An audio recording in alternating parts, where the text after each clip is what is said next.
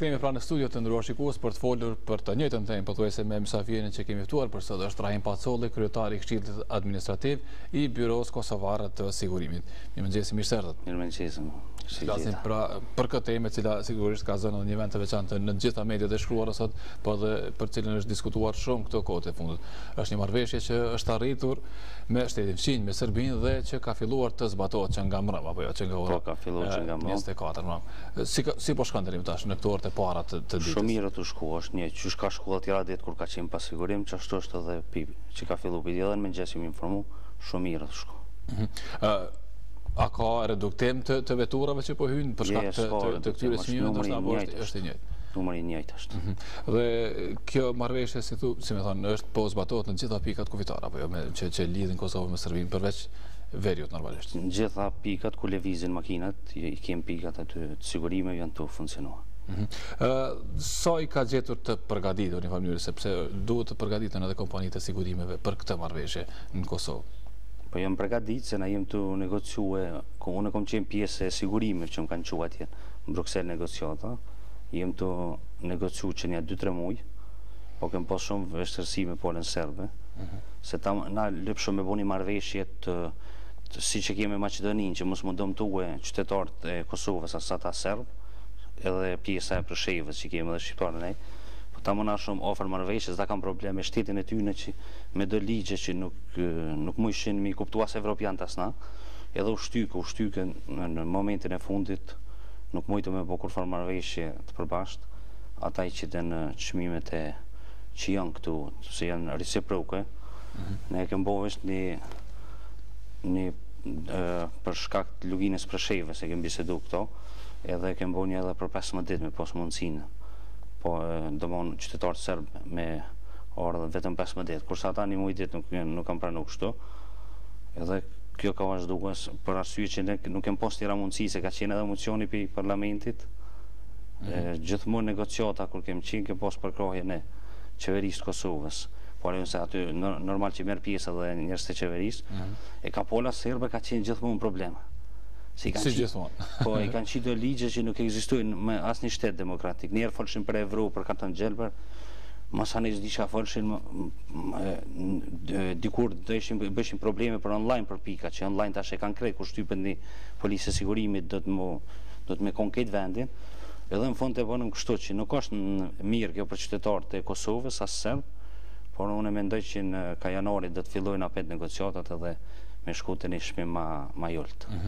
Se e konsideroni edhe ju si shmim të larë këtë që është aktualisht, sepse ka pasur disa reagime, do më thonë, posaçërisht nga shqiptarët e luginës e Preshevës, që realisht u bie të udhtojnë shpesh në Kosovë dhe për cilat, siç kanë thënë edhe ata, është kjo shumë e papërballueshme. Si mas aktorit që kemë bëhe këto me konë reciproke shmimi si me serdë dhe ka në dy palë, është pak i rritu në shmimi, është pak i lartë, edhe nuk kem pas të tërë mundësi me bo, se këtu është gjithmonë pola serbe aja që nuk ka pranue me bo një marrëveshje të përbasht ose një çmim ma real me konë, po u bo kështu me për momentin dirit. Unë e mendoj që edhe qytetarët serb kanë me bo presion te qeveria tyne dhe ka marrë një marrëveshje në tarmen. Në mënyrë pala serbe e ka caktuar këtë çmim, për shkak këtyre është këtë çmim që edhe ju po e vlerësoni. Po e ka caktu pala serbe këtë çmim edhe nuk e ka caktu se kur bisedojnë është konstruktiv, po e kanë caktu na çështu na jem Serbi, na jem nuk e di çka janë ata, s'uni kum kuptu kur 100 herë na kanë aty në për takime shumë herë, s'uni kupto, se një herë thonë kështu tani tjetrën herë nuk guxojnë hiç mu takue, e shtyjnë takimin, masane kur të vinë me të tjera qëndrime dhe është problemi kuptu, po e kemi që të shmim, ta shinajnë atolme, kjo është reciproke. Vetëm që këna ndryshok të 15 ditë, vish për arsyet shqiptarëve dhe njerë, po thëmë, Kosovës lindore, qeveria në ka përkro këtu, një farë mënyre këna kërku kështu dhe u aprovu kështë shmim është të kështu për para. Unë e deshta vetëm ti tregoj edhe dome që na u kam bo prej serbëve që 10 vite, 10-11 vite prej mas luftës, këtu janë diku 17 milion që u duhemi marë kompanitë e sigurime që janë hi, jo me këtë shmim, po me shmimin real që është edhe për bashkat dhetor të unë që është e shmimi tjetër, edhe në 17 milion, diku rreth 3 milion u dëmtu qeveria, sa tu është edhe aja pjesa e tatimit, edhe na i kena pagu diku rreth 2 milion dëme për serb deri tash, që ata veç i kanë bërë dëmet, na u duhem i pagu gjitha kjo paguhet për 10 kompanive të sigurime, edhe janë në gjykata nuk e di sa dëme, se në gjykata shkojnë ma ka dalë, në shta vinë edhe 2 milion tjera, nuk e dim, se kjo shkon në qyshtica këtë gjyqi, që kena mi pagu për ta dëme, deri tash, deri sot. Kurse Pola... Dëme kuptime që s'kan paguar? Dëme aksidente që kanë bërë dëme. Edhe Pola Kosovare, kur hinë ato për 3 ditë, gjithmonë e ka pagu e kanë 20 euro, 40, nuk e di sa shmimi, që kanë pagu gjithmonë këtë 10 jetë. Na jena konë gjithmonë dëmtumë. Mendova që në këtë kuptim janë dëmet shumë atë mua, apo jo? Kuptimit që kanë hyrë dhe nuk kanë paguar për sigurim Kosovë. Nuk kanë pagu hiç, po dhe kanë shkaktu dëme. 2 milion dëmoni kanë pagu mrena 10 vjetë, po janë në gjykata, nuk mujmë na me caktu, nuk e dim, ato shkojnë nëpërmes se ka njerëz që kanë humbë aftësinë e punës, domon këtë invaliditetin, edhe i cakto gjyqi, nuk e dim na çfarë shifra kanë me arrit. Që kena më dëmtu halo. Nëse flasim për veturat që janë pas sigurim në Kosovë, a ka një shifër, për shembull, mund të dihet pavarësisht sa vetura janë pas sigurim në Kosovë? Po, tash ky problemi tjetër që na mrrin ku po pyet një, ka shumë problemi, si është nisini kancer në trup kur e ki, pse shembull për me shkuna jem tu fillu tash me bo për kartonin e gjelbër në tarmën, që diaspora kur vje këtu mos me pos nevojë me pagu hiç në Kosovë kur të them. Por e kemë atje në Evropë është ma pak se 2% dhëtë me qenë këj numër i automjetëve të vendit që janë pasigurim, që më në mendojë zë vend, kurse këtu është mbi 20% a 30%, nuk mujna me se është shumë numër i madhë, i cili edhe kë në shkakto diku 4 milion euro. Pse është këtë numër kaq i madh i veturave të pasiguruara? Për shkak të komunitetit serb që nuk i ka siguruar? Nuk ka komuniteti këtu është tjetër sen që për do, kjo është qendra e regjistrimit Ministria e Punëve të Mbrojtjes, nuk e di, kjo nuk ka punën e kompanive të sigurimit që mund me kontrollu. Veç është edhe ky një problem tjetër. Dhe qarkullojnë lirisht këto vetura në Kosovë? Qarkullojnë ata sigurisht ashtu. I denuojnë, qarkullojnë, vazhdojnë.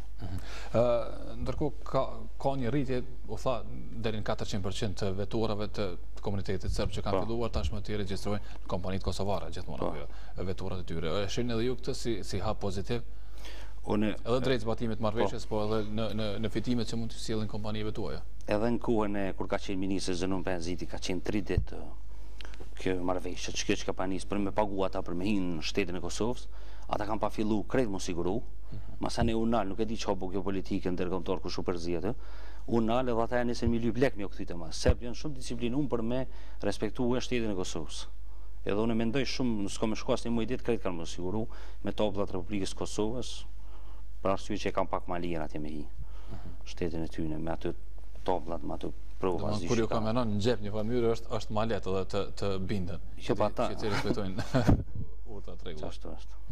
Do më thoni, shini një famyrë që kjo marrëveshje nuk do të ketë këthim prapa, si që ka ndodhë herën e parë, që po thoni ka ndodhë veç 3 ditë, do të ketë një vazhdueshmëri, do më thoni, kjo marrëveshje. Kjo marrëveshje nuk mund më këthy në prapa, për arsye që edhe në parlament u bo një mocion, për me konë reciprok dy shtetet. Na jem dy shtetet, na dhëtë me di to tash, edhe na kem pas për kryeministrit, kem pas shumë për se i ka aty njerëz e vetë këshilltarë të këta, negociata, na kena toleru shumë, deri që edhe evropianë sun kanë dëru më sërbët.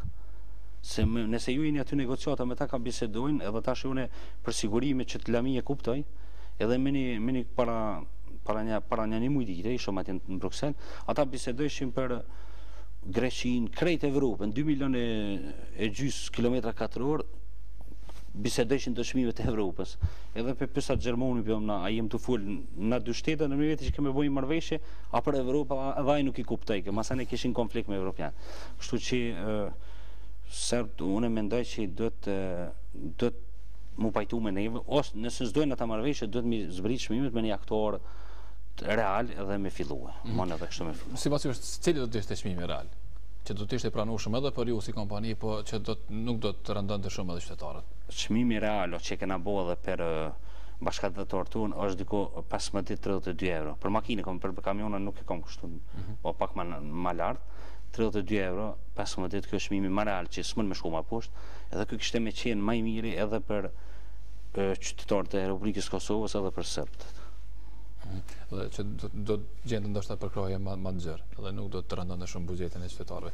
Do të pasojë faleminderit shumë që ishit në programin në mëngjesit, ju urojmë sukses dhe shpresojmë që të shkojë sa më mirë kjo marrëveshje, edhe pse nuk ka qenë lehtë të arrijë deri te kjo. Shumë ka qenë vështirë, po